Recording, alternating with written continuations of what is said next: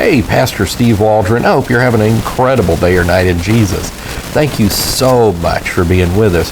We're looking at the deity of Jesus, and we're in Matthew 20, 21, that area. So let's get started. We've got a series on this you may want to check out. I've been doing it daily for a few days. And we've got a lot of other videos we try to pop on here, between 1 and 3 times a day usually.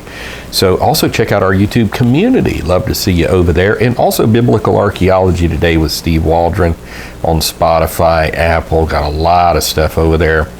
Thousands of podcasts, but hadn't been able to update it. Wow. Let's jump in.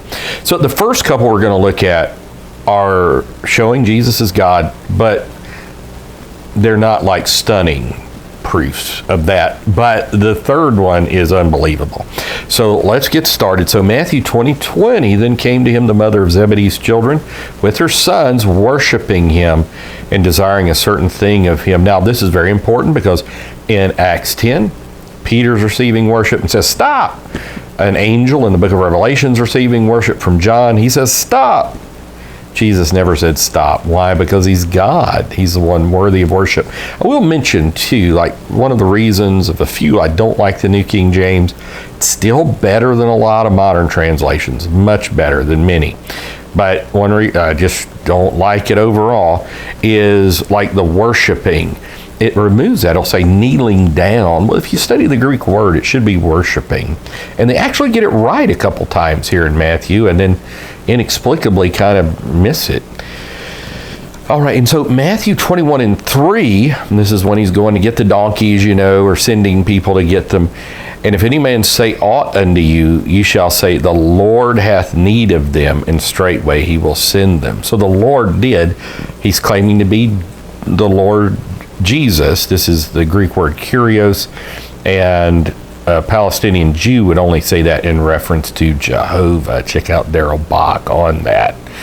And so now this one, so those deity of Jesus, worshiping Jesus, only God gets worship, call it Jesus saying he's the Lord. But now listen to this one, and I'm shocked at how often people miss this one. Matthew 21:13, also comparing it with Isaiah 56:7. And he said unto them, it is written, my house shall be called the house of prayer, but ye have made it a den of thieves. Notice what he calls the temple. He calls the temple his house, because it was all about him. He's the Jehovah God in the temple. You remember in Matthew 12:6, he said that in this house is one greater than the temple. He's the fulfillment of all the sacrifices. Now he calls the temple his house. Absolutely amazing. Now I've got marked as well, Matthew 21:5-16, that there's many examples of his deity seen here. And I was teaching this at a seminar out in California, and I just didn't have time to go over it in that session, but that may be something you want to do in your private study time. But now listen to this in Matthew 23:14, which, by the way, many modern translations don't even have it. They would say it's a textual anomaly, which it's not. It is supposed to be in the text. And it says, woe unto you, scribes and Pharisees, hypocrites, for you devour widows' houses, and for a pretense make long prayer. Therefore ye shall receive the greater damnation. Now this is a theme as God is judge. We're seeing it all through the book of Matthew. You'd also see it in Mark, Luke, and John as well. But we're primarily right now in the book of Matthew, saying they're going to get the greater damnation. He's saying, how can he know that? Because he's God. He's the one that's going to be judging them as the Son of God. Now, Matthew 23:34 is pretty shocking as well as far as the deity of Jesus. Let's read it closely. Matthew 23:34. Wherefore, behold, I send unto you prophets and wise men and scribes, and some of them ye shall kill and crucify.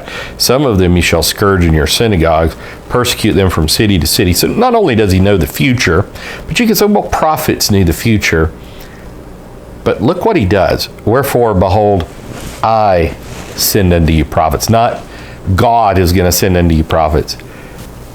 prophets came and said, thus saith the Lord, thus saith Jehovah.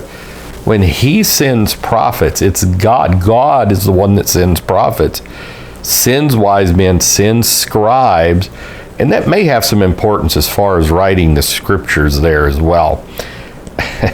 And then he knew the future. So he's claiming to be God very clearly in Matthew 23:34. We're going to stop there because when we get to Matthew 23:37, it's just another amazing proof of Jesus as God. He is God. Why don't you come worship him as such? He's the one true and living God. God bless you. We'll see you later. Bye-bye.